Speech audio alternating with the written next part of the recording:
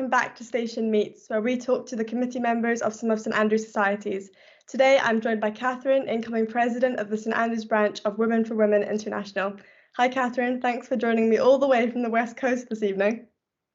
Hi, thank you. It's a lovely morning here, so definitely excited to sit down and have a chat. So to start then, could you briefly introduce yourself and your society? Yeah, of course. So I'm Catherine. I've been a Women for Women International St. Andrews member for about 3 years, well, 2 years now, going to be 3 this year.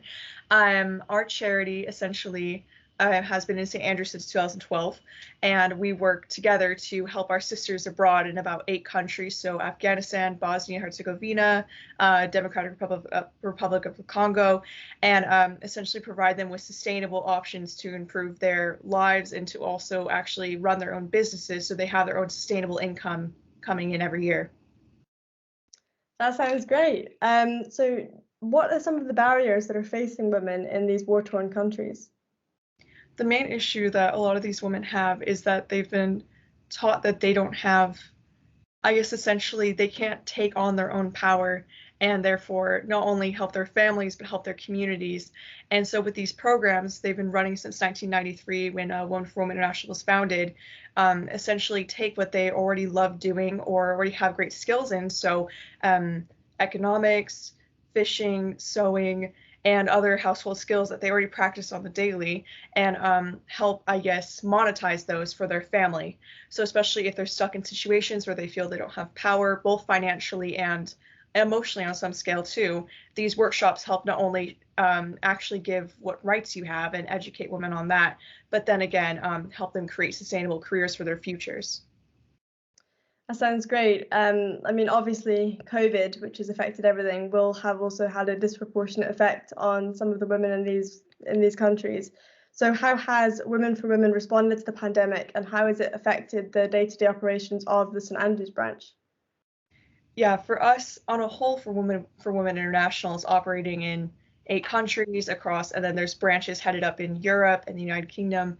It's been really difficult to try to make sure these workshops continue because they were happening in person. We had volunteers down in there, and more so that the funding immediately erased when people couldn't. Obviously, the economy kind of halted in the beginning, so donations weren't coming in as much, and we pay women to participate in these workshops so they get financial help at all angles, essentially, and they're paid for their time, as everyone should be. So that was really difficult to try to keep these working, especially we started new programs that educated men on women's reproductive rights and essentially about women's health as well. But Women for Women International has been, amazing about trying to get events online. There's been online car boot sales, and a lot of companies have stepped up, and there's a lot of brand ambassadors, like I believe Emma Watson is one, and just getting the word out still that this charity is still surviving and helping women. And so for our own branch, obviously we had to immediately adapt because a lot of our events were in person. Like we used to have a bake, like kind of a bake sale thing, tons of pub quizzes, and just now we've been doing stuff online, but they've been really fun too. We had a event with Knit Sock actually, and we had one of our committee members' moms come because she runs her own knitting shop and teaches how to crochet hats essentially on the loom. And we ended up all with these lovely like little beanies, and we got to collaborate with the new society. Just stuff. It's helped us be more creative, but it has been a challenge. I mean, Women for Women is all about empowering women so that they can be agents of change, but why is investing in women so important to achieve long-term international development? I think at the end of the day, a lot of charities who even aim at women or children often try to throw money away at the problem, as has often been done in our patriarchal society. Silence the woman, crush her, just throw money at her and call it a day, because ultimately a lot of where it hits us as women is in our wallet, already with a pay gap, still in 2021. So I think long-term sustainability and empowering women is so key, essentially because if one woman goes to this workshop and sits down and learns about her own rights, not only that, but how she can just live independently if she chooses to do so, she teaches her daughters, she teaches her friends, and it's important for all of us to be around each other and empower each other in our daily lives. And that's why I love being part of this committee, because we talk about it like, oh, what are our favorite parts? Or even if you're tired and go to the meetings at the end of the day, you're still around people who really want you to succeed. And yes, although all of our committee is also women, men can still join as well. And that's the important part, is just to empower everyone you see around you for the better. You briefly mentioned this. I mean, the effectiveness of current aid packages has often been criticised for failing to bring about long-term sustainable change.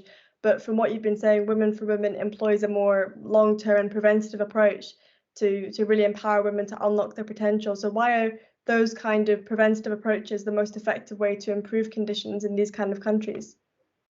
Yeah, I think one of the most effective ways that the sustainability ingrained into this program is seen is in the fact that for the rest of her life, women essentially not only know that their own health rights are secure, that they do have their own independence if they choose to, but they're able to essentially begin an entire career on their own if they choose to do so, and therefore empower their entire community to also have better outreach and better economic input too. So I think it's about women are taught that they don't have, some women are taught they don't have to be reliant on men, but that they can if they'd like to. And I think a lot of women are taught that they need to be reliant on men because they're outside of the norm if not, or that they'll never succeed.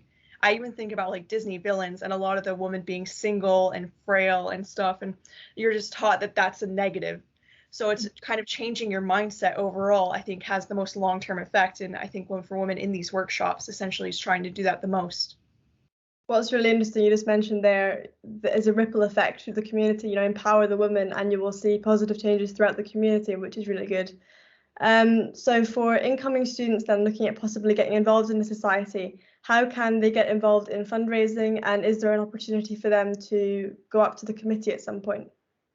Yeah, we have tons of opportunities. So in the fall, actually, we have our EGM, and we have some committee positions available, and those you can find on our Instagram and Facebook. It's at Women for Women St. Andrews for our Instagram as well as our Facebook. We have about 3 positions available because it's a flexible subcommittee of just general committee members and everything to just help with our day-to-day.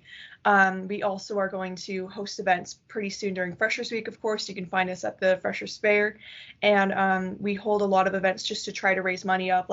Last semester, in fact, we just had a huge raffle, and we got tons of businesses from the local area involved, and especially a lot of sustainable businesses, because obviously we talk about sustainability as a more of an emotional concept, but we also do try to do that in a more environmental concept, because again, I think it's in this healthier mindset of trying to make things last as long as possible in the most positive way.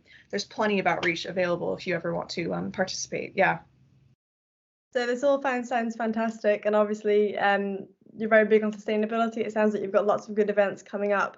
But how successful has Women for Women been in achieving its aims so far? I would say that at the very least, even if we weren't able to raise as much money this year, we actually were able to donate a lot because we hadn't spent as much already.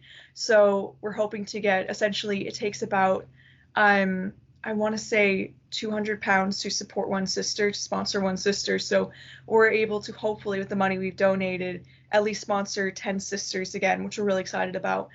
And I would say, even if we're not as successful financially in that sense, I feel looking around at the women around me on this committee and the new committee that's going to start in the fall, I'm already so proud of what we've done, in the sense that no matter what, even if it's been a late night, even if there's been an exam, we still have this goal all together to try to not only empower each other, but empower these women who have not had the same opportunities as us. So I would say I feel very successful already, but there's a long hill to go to actually get more exposure for our charity, since we're, I think, only 10 years old at this point, starting in the next year at St. Andrews. Yeah.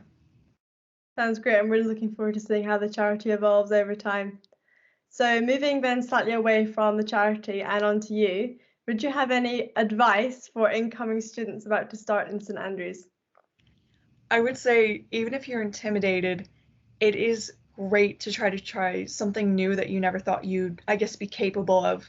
I remember walking into, I guess to bring it back to One for Women, I remember they had the EGM and they still needed a freshers rep.